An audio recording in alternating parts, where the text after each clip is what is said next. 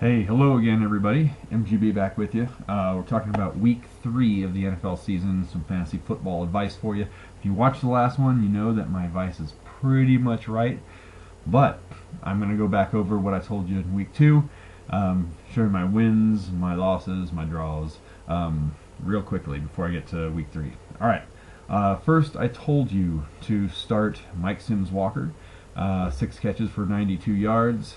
That was a win out of a wide receiver 2, wide receiver 3. Easily got you 15 points. Told you to start Darren Sproles. Once again, 20 points worth of fantasy value there. 8 catches, 43 yards, a touchdown, some rushing yards. I told you to start Tim Hightower, had 96 yards, so that worked out all right. Sam Bradford, I told you to start against the Giants. He had 331 yards passing, 1 TD, no picks. Pretty solid fantasy day. I told you to start the Denver defense. Now, so far they've all been wins. This one I'm going to give myself a draw, only because they only gave up 22 points, had 2 sacks, no takeaways. But I live in the Denver area, or the Colorado area, and they made it sound like Doomerville was going to play, like Champ Bailey was going to play. So when I gave that advice, I was assuming Doomerville and Bailey were going to be on the field. They weren't.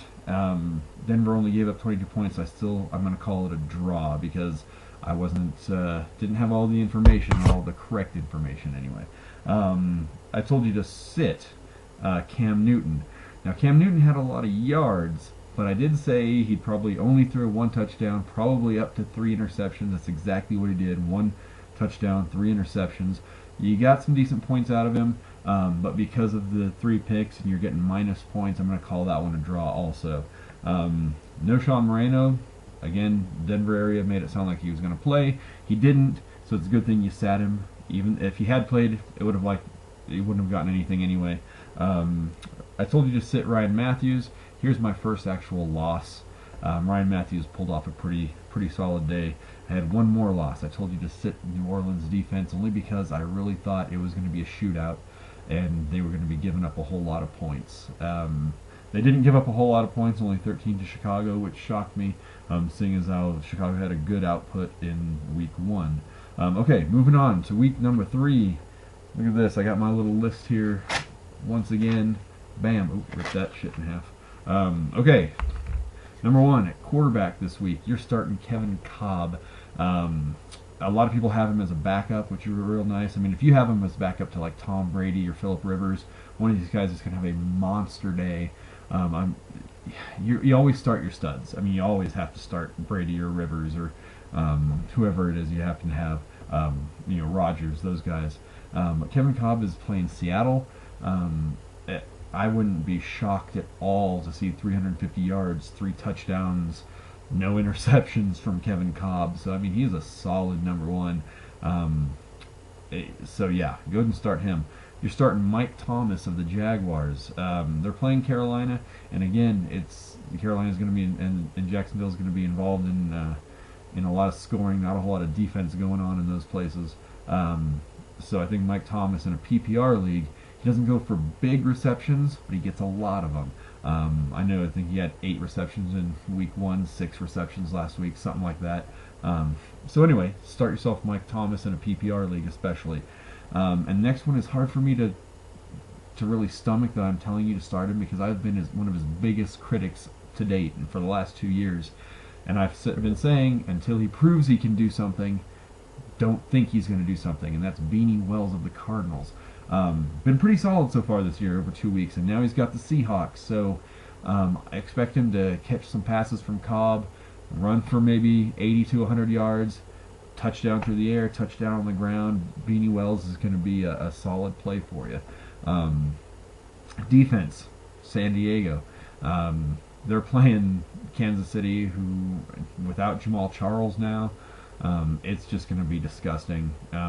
In fact, start everybody in San Diego at this point for this week. I don't care if you have Vincent Jackson, Antonio Gates, Malcolm Floyd, Ryan Matthews, Mike Tolbert. Man, start every one of those guys and the defense. And also I'm going to talk about a tight end to start.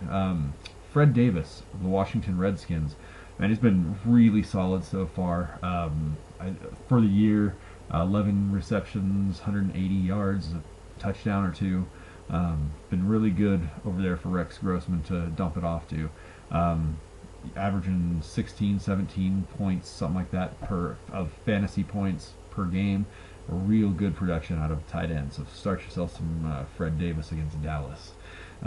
Here's who you're sitting. You are sitting Eli Manning. Manning again against the Rams, 200 yards passing ish, one pick, couple of touchdowns. I mean, you might say that's kind of solid, but there are so many better options. And honestly, Manning's going to throw more interceptions again. It's what he does. Him and Jay Cutler are interception machines. And Eli probably will throw more interceptions than Cutler this week, or this year, I mean. So yeah, sit Eli this week. They're playing Philly, and Philly's also very good against the pass, not good at all against the run with Brandon Jacobs and Ahmad Bradshaw. The Giants will be stupid if they don't just ride their running backs during this game. All right, wide receiver, start or sit every Indianapolis wide receiver except for Reggie Wayne. Reggie Wayne is the only one that gets kind of a pass on this, only because he's good.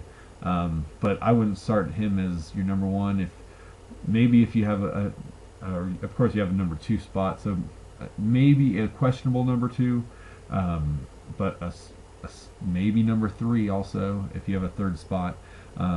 Man, things are just looking ugly, and Indy's playing Pittsburgh. Yeah, so sit just about everybody on Indianapolis offense, which leaves me to running backs. Sit Joseph Adai, for God's sake. Yeah, everyone on the Indianapolis offense, I would say, except Reggie Wayne is the only guy. Maybe Dallas Clark, actually. You'd probably start him if you have to. A lot of guys only carrying one tight end until the bye week, and then just picking someone off the waiver wire. But you might want to start Dallas Clark. That would be an okay play because they'll dump it off to him. But yes, sit Joseph Adai, sit everyone but Reggie Wayne, and possibly Dallas Clark. Now for defenses, this is going to shock you a little bit. Sit the New England defense is my opinion. And again, I'm not telling you, sit, the Arizona defense, all the obvious crap. This is stuff that you may not think. If you have New England's defense, you're pretty used to them doing pretty well. But man, Buffalo can really score points, and they're going to give up more points. I mean, San Diego scored 21 on them. Miami scored 24 on them, I want to say. It's not like they're holding teams to 7, 10, 13 points. They're getting scored on, and Buffalo can really score points. Fred Jackson, number one rusher in the NFL at this point. Ryan Fitzpatrick, 7 touchdown passes in 2 games, 1 pick. Stevie Johnson, man, can burn defenses. And so sit the New England defense if you can. If you don't have another one, whatever, rely on whatever you're gonna get from New England, because you'll get a few points. But if you have any better options, sit New England. That's my advice. All right, so tell you what, if you guys have any questions, like you read message boards like, hey, should I start him and sit him? Who should I start, this guy or this guy? Post them here. I'll respond on who I think. And then do what you want to do with that. But yeah, get a little discussion going. That would be cool. I know 21 people watched this video for week 2, which was hey, I was happy that 21 of you probably won your fantasy league or your fantasy week from listening to my advice, except for the New Orleans thing. So sorry about that. But anyway, yeah, if you need any help with anything, post it here. So until next week, this has been the best advice you're going to get fantasy wise. Well, until next week, right?